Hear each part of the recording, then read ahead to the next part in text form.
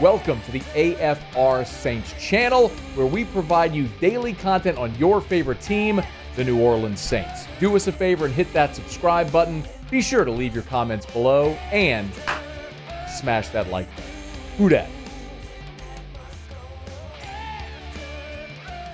What a time, what a week, what a 5-day period it's been for the New Orleans Saints.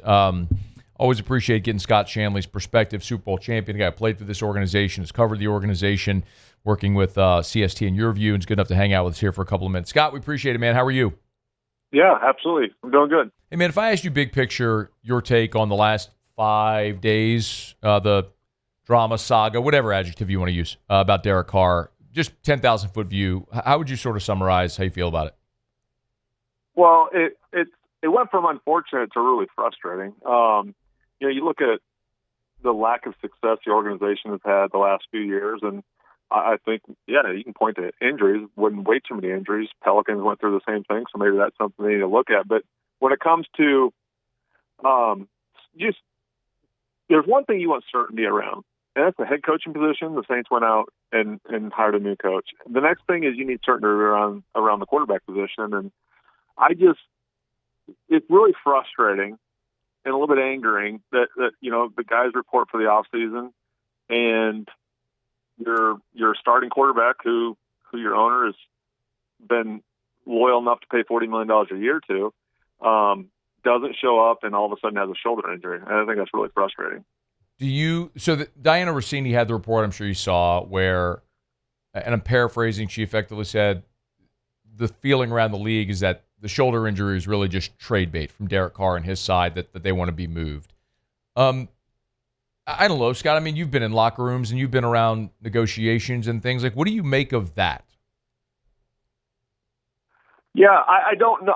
She's trusting her sources, and she's really the only one who has said that.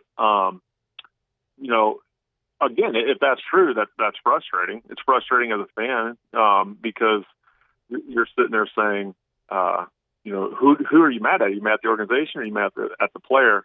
And I think you look at it and you say, as the organization, you need to come out and say what your plan is.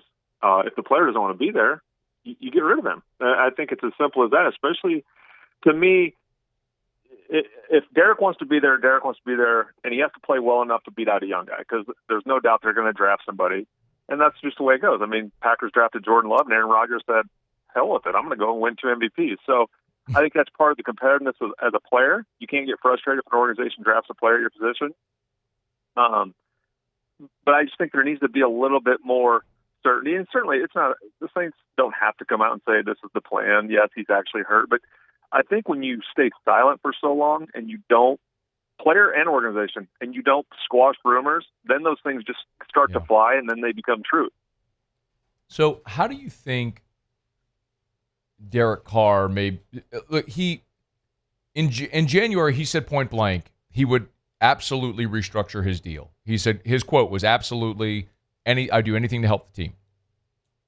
Today, there's a report that Carr was maybe not happy about the restructure, that the Saints chose to go that direction. They did not need his approval to restructure his deal in March, which is the path they went.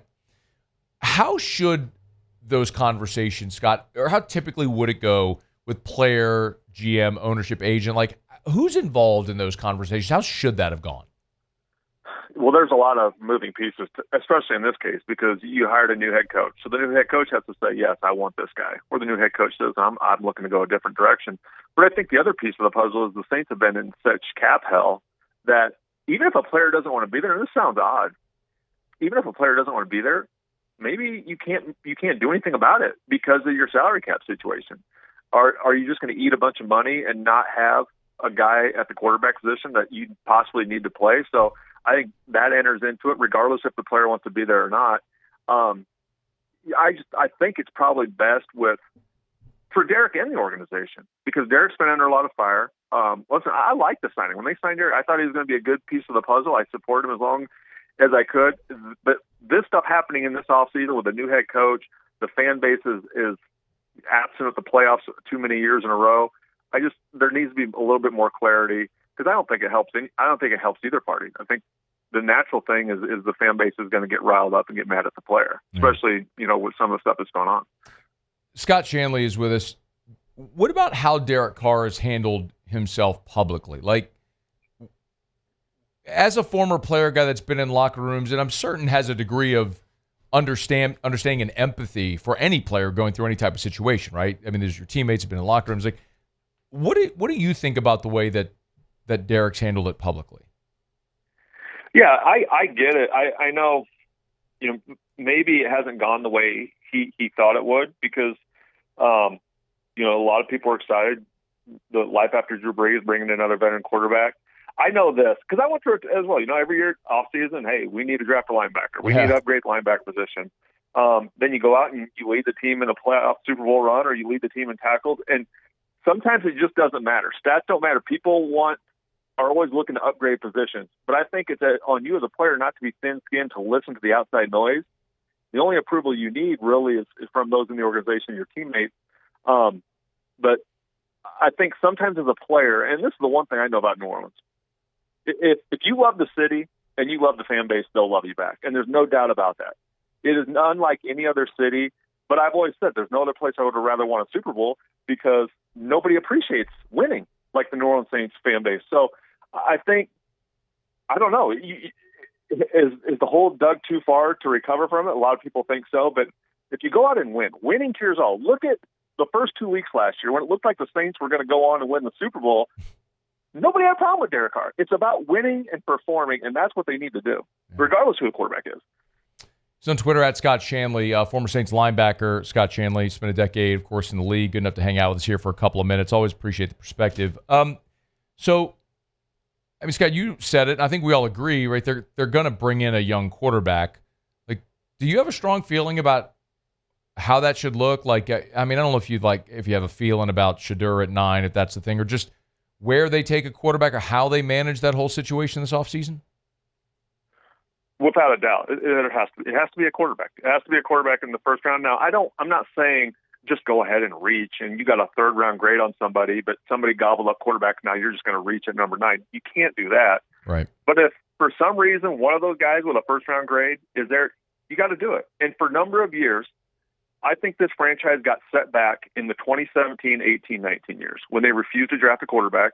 Everybody in that building thought Taysom Hill was the future franchise quarterback, which is why they never drafted Lamar Jackson or anybody during those drafts. You have to. I think the salary cap is set up to, you got to take a chance to find a franchise quarterback. And if you don't hit it on this year, you do it again next year or you do it again the year after, because there's no other position that can change the face of your franchise. Washington Commanders are proof of that. Now, are you going to get Jane Daniels type player at number 9 this year? Probably not. But I think the one thing about Shedeur Sanders, I think there's holes in his game, but it's almost like a Reggie Bush persona and superstardom coming to the New Orleans Saints, bringing some buzz. And I think that type of buzz can elevate the play of everybody in the locker room when they know all the eyeballs are now on the Saints. If they don't, let me throw another hypothetical at you, Scott. What if Derek Carr is unavailable, right? Like, the shoulder injury is legitimate. He's going to have surgery. And just hypothetically, I don't know if that's going to happen, but that was a report last week. So let's say they don't have him this year. Do you do you draft a quarterback and sign a veteran as well? And how do you approach it this year? Absolutely. I think you have to. If Derek is injured and he really, he cannot play this year, hopefully he'll still be a part of the mentoring process, because there's a lot of things that you can get as a young player from a veteran player that a coach just can't give you. So hopefully he's around the organization. That's first and foremost. But yes, you say you draft a quarterback at number 9, you have to go out there and get another veteran quarterback. And I think that was part of the downfall of this team last year. They rolled into the season with Derek as a starting quarterback. He's our only veteran guy. You get 2 guys backing him up who, yes, you can have all the upside in the world. You can be excited about both of them. But there just was not enough experience at that position last year. So there's no question you got to go out and get a veteran if Derek's not available. Do you have an idea of who you'd like them to add? Yeah, I don't know. I mean, a lot of it is, Kellen Moore's offense and what he's looking and the type of skill set that's available on the streets as far as a veteran quarterback. And, I think there's still going to be some movement after the draft. I think some of these teams that have veteran quarterbacks, starters or backups, they're going to get somebody that they didn't expect to get during the draft, and there's going to be some roster movement, some releases coming up after the draft. So some of these teams are just going to hold tight because there's going to be some available veteran quarterbacks coming up. Yeah. It's a sticky situation, no doubt. Scott Shanle, former Saint linebacker, good enough to spend a couple of minutes with us here. He's on Twitter at Scott Shanle. Y'all give him a follow. And we always appreciate the time. Thanks for taking a few minutes, okay? Yep, no problem. That is Scott Shanle. It's After Further Review. Our Hump Day shows are brought to you by Goodwood Men's Sexual Wellness. I can appreciate the candor. I mean, Scott used a word like it started as unfortunate and it's become frustrating, even angering. We wanted to reach out to Scott because he, on Twitter yesterday, whenever that story broke, he didn't really mince words. Man.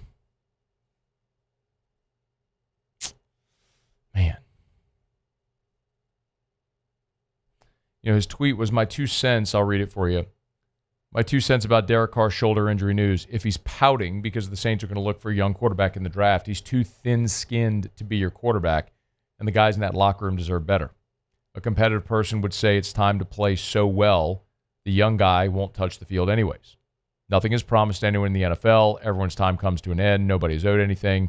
If really injured, should be at facility and surrounded by surgery specialists today. Mrs. Benson didn't pay you $40 million a year to do car reviews on YouTube. Tough times will always reveal a man's character. You know what Scott alluded to there and in what he talked about with us? Every year, and the Saints traded for Scott Shanle from Dallas in Peyton's first year. And every year, they brought in linebackers to beat out Scott Shanle and Mark Simoneau. Every year. And every year, those dudes kept throwing him out the boat.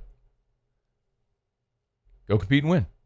So I can understand why Scott Shanle takes exception with where Derek Carr is coming from, because he lived that reality and was better for it. Hey, thanks so much for watching. Please leave your comments. I love to interact, and be sure to hit the red subscribe button below.